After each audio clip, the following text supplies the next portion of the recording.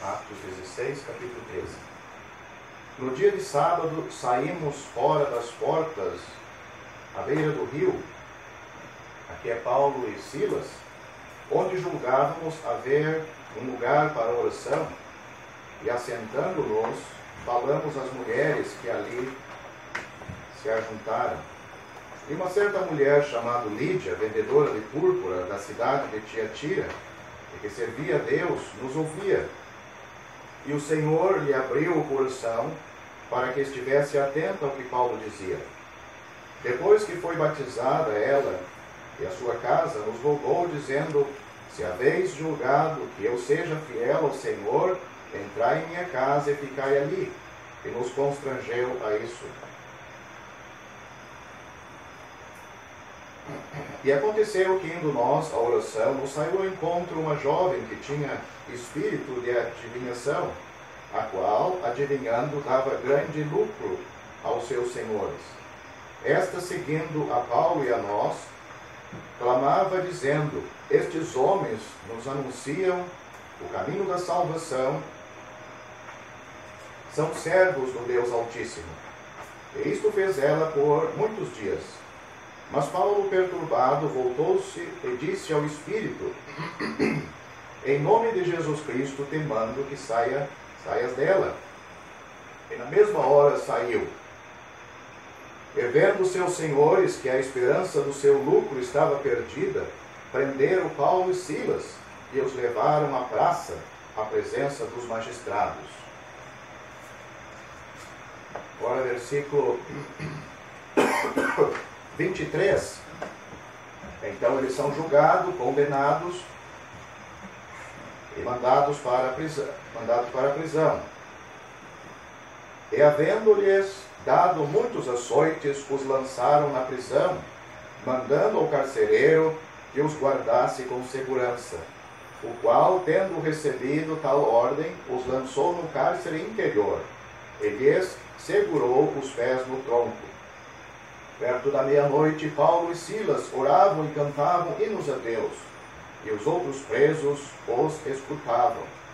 E de repente sobreveio um tão grande terremoto, que os alicerces do cárcere se moveram, e logo se abriram todas as portas, e foram soltas as prisões de todos.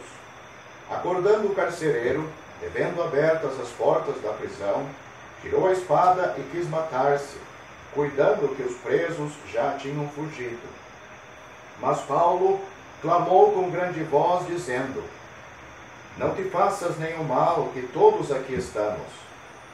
E, pedindo luz, saltou dentro, e todo trêmulo se prostrou ante Paulo e Silas, e tirando-os para fora, disse: senhores, que é necessário que eu faça para me salvar? E eles disseram: crê no Senhor Jesus Cristo, e serás salvo, tu e a tua casa. E lhe pregaram a palavra do Senhor e a todos os que estavam em sua casa. E tomando-os, ele consigo naquela mesma hora da noite, lavou-lhes os vergões, e logo foi batizado ele e todos os seus. Então, levando-os à sua casa, lhes pôs à mesa, e na sua crença em Deus, alegrou-se com toda a sua casa.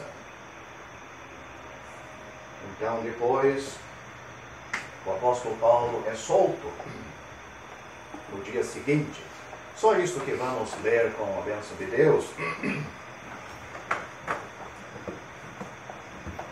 Então, na leitura que fizemos, todos aqueles que conhecem um pouco o Novo Testamento, pode notar que existe, provado nas Escrituras, que há um grande empenho da parte de Deus em procurar o pobre pecador para que ele seja salvo. Salvo pelo poder soberano de Deus e pela infinita graça de Deus. A Bíblia, este livro sagrado, nos mostra que no assunto da salvação, o ser humano não pode ter participação, contribuição. E sim, ela mostra que a salvação que Deus exige para o pobre pecador é Ele mesmo que oferece. É Ele mesmo que traz bem perto de cada pessoa, cada pecador, bem acessível. E o pobre pecador, arrependido dos seus pecados, e num ato de fé no Filho de Deus, ele pode ser salvo. É isto que esse livro afirma. Pela graça sois salvos, por meio da fé. Isto não vem de vós, é um dom de Deus. Não vem das obras, para que ninguém se glorie. Porque Deus amou o mundo de tal maneira que deu o seu Filho unigênito, para que todo aquele que nele crê não pereça, mas tenha a vida eterna. Porque em nenhum outro há salvação, porque também debaixo do céu nenhum outro nome foi dado entre os homens, pelo qual devamos ser salvos. O leitor atento das Sagradas Escrituras vai perceber, de Gênesis a Apocalipse, que a Cristo dão testemunho todos os profetas, de que todos os que nele creem receberão o perdão dos pecados pelo seu nome.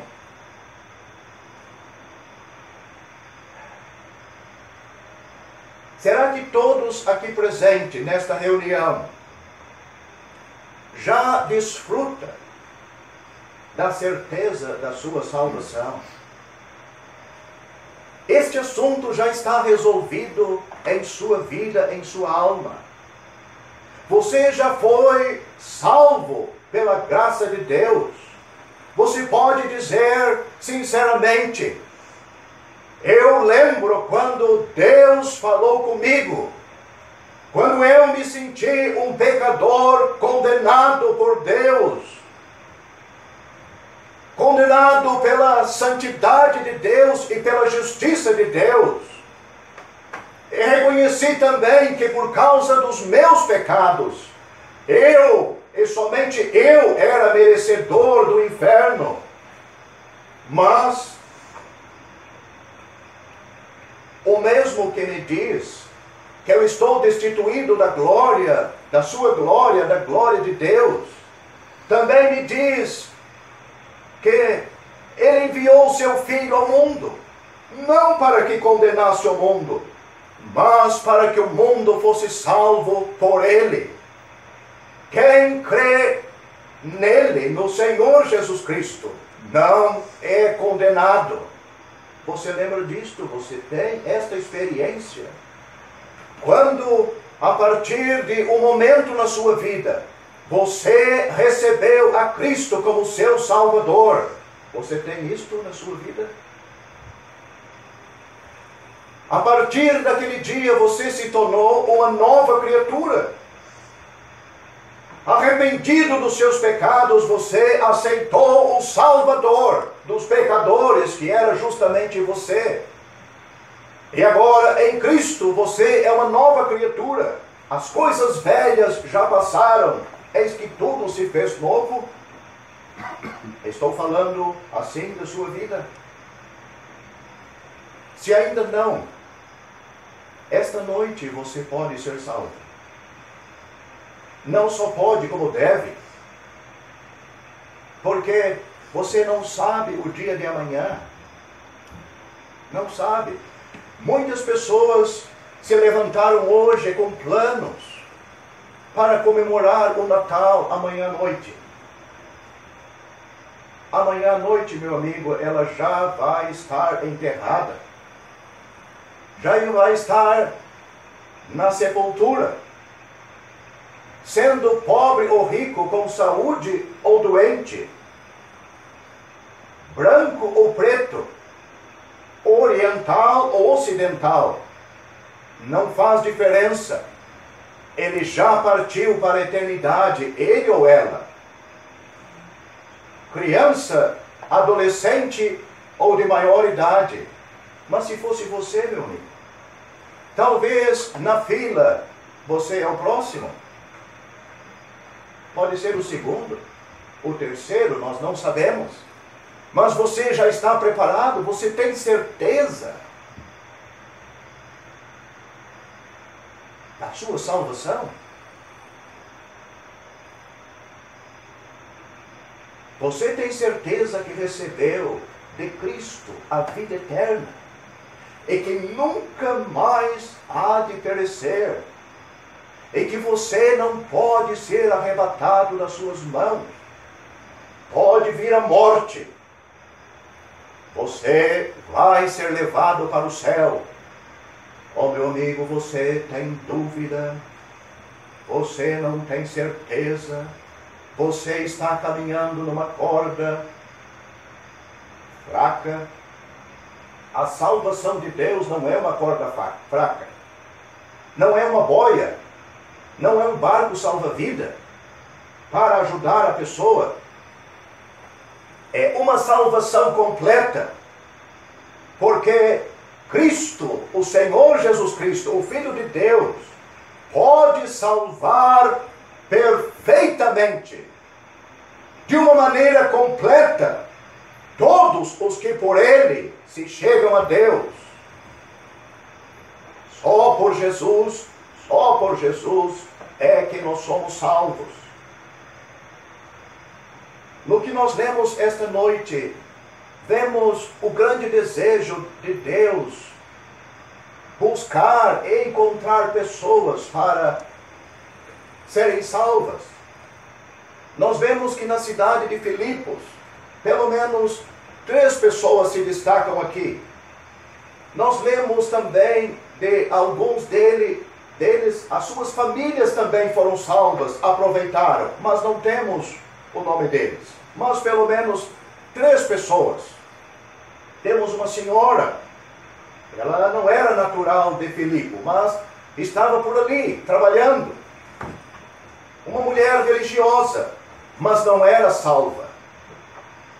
Ela acreditava em Deus, ela gostava muito de Deus, ela até orava a Deus.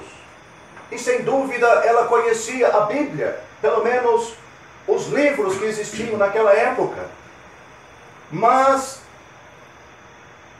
religião, oração e frequentar qualquer igreja, ou até mesmo este local aqui, ou qualquer outro, para ouvir o Evangelho, isto não quer dizer que você é salvo, que você está melhor do que alguém que nunca ouviu.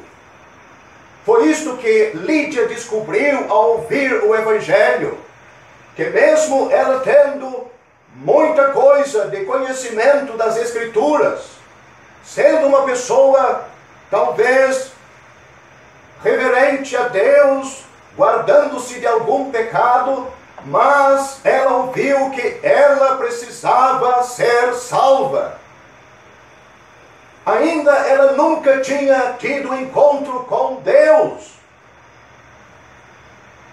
As pessoas podem ter um encontro com as outras pessoas numa reunião do Evangelho, pode ter um encontro com um padre e pode até receber a hóstia do padre, pode ser até ser batizado pelo padre, ou pode ter um encontro com o pastor, aos pés do pastor, e ser colocado a mão sobre a cabeça do pobre pecador. Ele também pode estar lendo a Bíblia e decorando os versículos da Bíblia, orando a Deus. Mas ele nunca se encontrou com Deus para a salvação da sua alma. Você entende isto?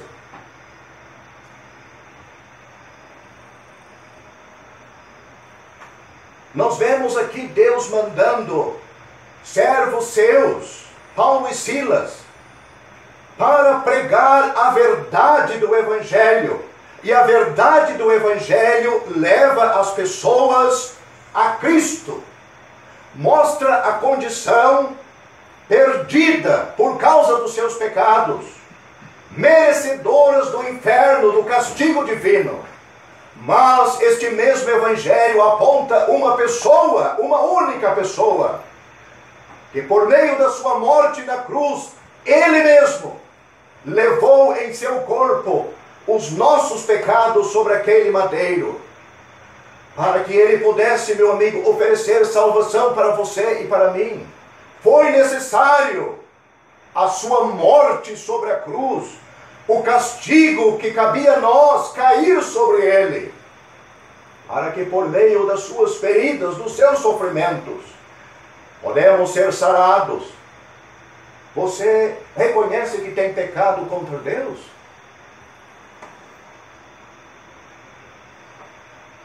Você consegue dormir em seus pecados?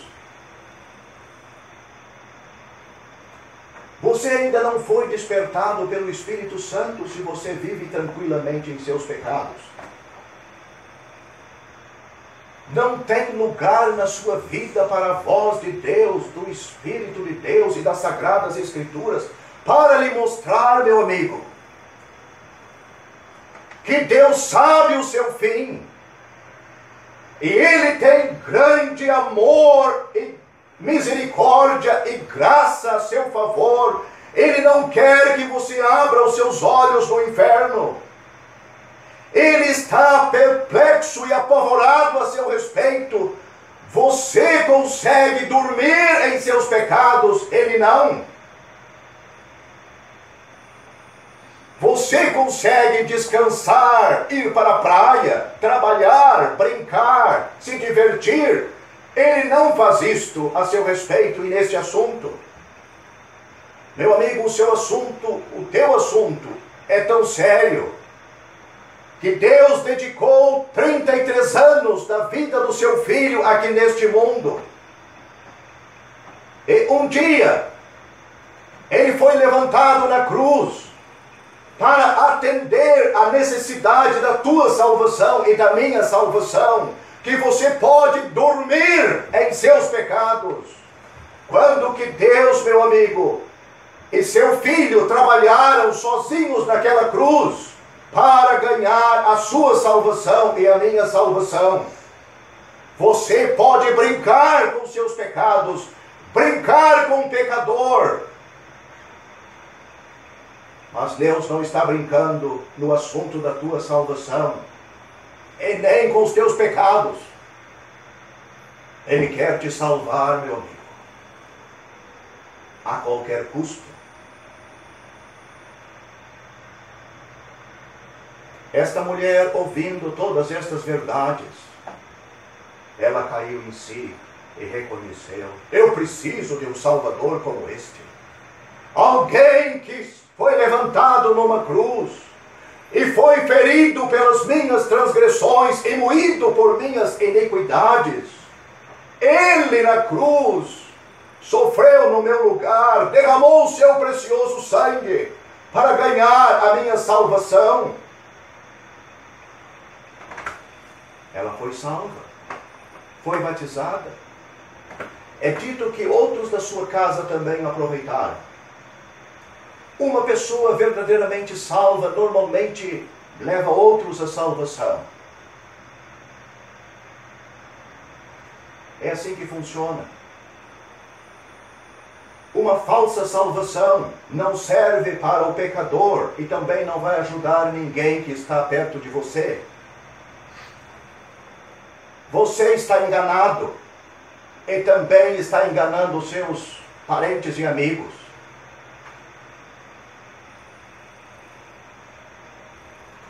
Nós temos uma jovem aqui. O diabo, ele gosta de gente jovem. Gente jovem não tem muita experiência da vida. E tudo que é jovem está buscando alguma novidade, algum entretenimento. O diabo facilita para que os jovens encontrem. Ele não quer deixar nenhum jovem desocupado, não. Ele quer ocupar bem o tempo. Ele não quer que os jovens tenham lugar para Deus e a palavra de Deus, mas não é só jovem, velhos também e velhas também. Ele gosta muito de gente que não gosta da Bíblia. Gente que não gosta de orar. Ele gosta desse tipo de gente. Mas gente assim, meu amigo, é uma presa fácil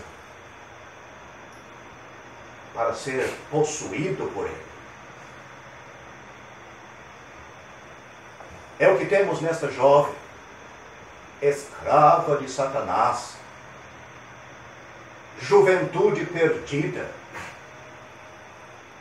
Talvez ela podia se achar grande coisa.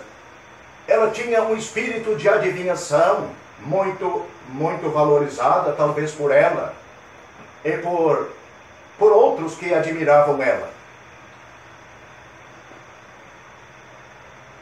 E notamos que ela não tem uma palavra contra os servos de Deus e a mensagem dos servos de Deus. Não. Ela disse que aqueles homens eram servos do Deus Altíssimo. E eles estão pregando o caminho da salvação.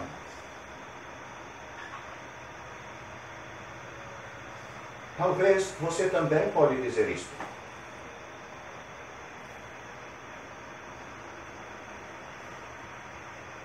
Mas o apóstolo Paulo não aceitou a ajuda de tal pessoa.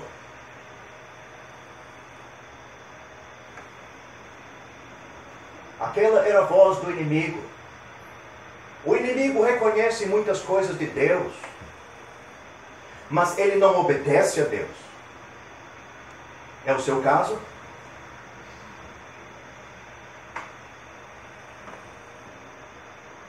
Você reconhece as coisas de Deus, mas não obedece a Deus? Paulo não aceitou. Não aceitou. Por isso eles foram presos, porque ele expulsou aquele espírito que estava naquela moça.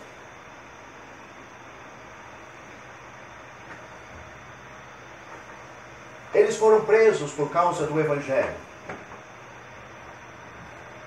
Quando o diabo não consegue contribuir com engano no Evangelho, enganar pessoas, então ele vai contra. Se ele não consegue dar a sua sugestão aparentemente cristã, então ele vai contra e se levanta contra um inimigo, como um inimigo, com os seus dentes e suas garras bem declaradas. Então ele quer pôr fim àquele evangelho. Mas o diabo, ele não é mais sábio do que Deus.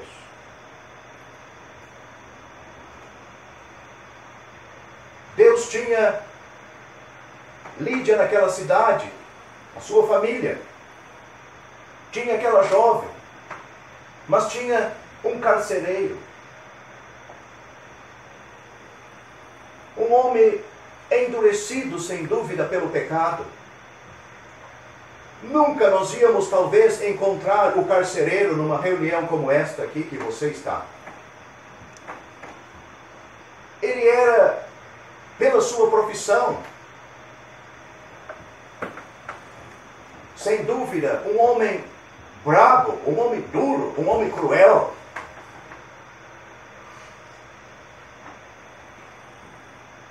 O meio em que ele convivia já o tornava tal pessoa.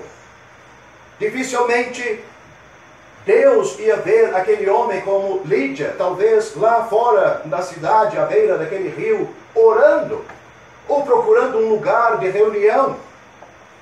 Mas não importa, meu amigo. Deus sabe aonde tem pecadores que precisam ouvir o Evangelho.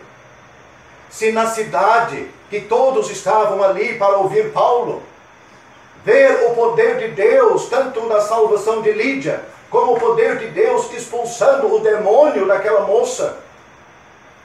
Se os que estão livres não querem, os que têm oportunidade não querem, os que podem vir das reuniões brincam com a salvação, Deus tem os seus meios de levar o Evangelho a pessoas que estão longe, pessoas endurecidas por causa do pecado, pessoas sofrendo por causa dos seus pecados, mas Deus sabe que elas estão lá, sabe que elas existem. E foi aí que chegou o Evangelho para eles. Paulo e Silas, preso por defender as coisas de Deus em Filipe, açoitado e colocado lá no cárcere interior, e o carcereiro, sem dúvida, com bastante firmeza, amarrou os seus pés no tronco, colocou num cárcere interior, lá no fundo. Talvez aquela prisão nunca se ouviu alguém orando ou cantando hinos a Deus. Primeira vez. Cárcere interior era para os criminosos, de certo, praguejando, falando mal, ira, inveja, loucura. Mas um dia aquele cárcere recebeu 2 servos de Deus. Servos de Deus que estão dentro da vontade de Deus, mesmo sofrendo, oram e cantam hinos a Deus.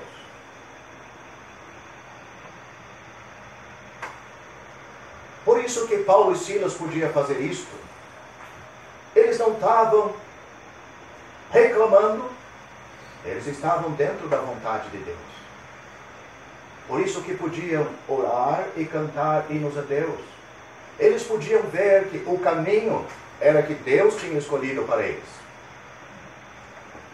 Então, à meia-noite, houve um terremoto.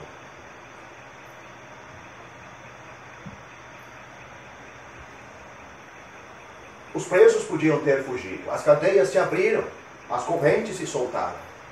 Paulo podia pensar muito bem ou falar para Silas: olha, é a providência de Deus. Deus quer nos tirar deste lugar.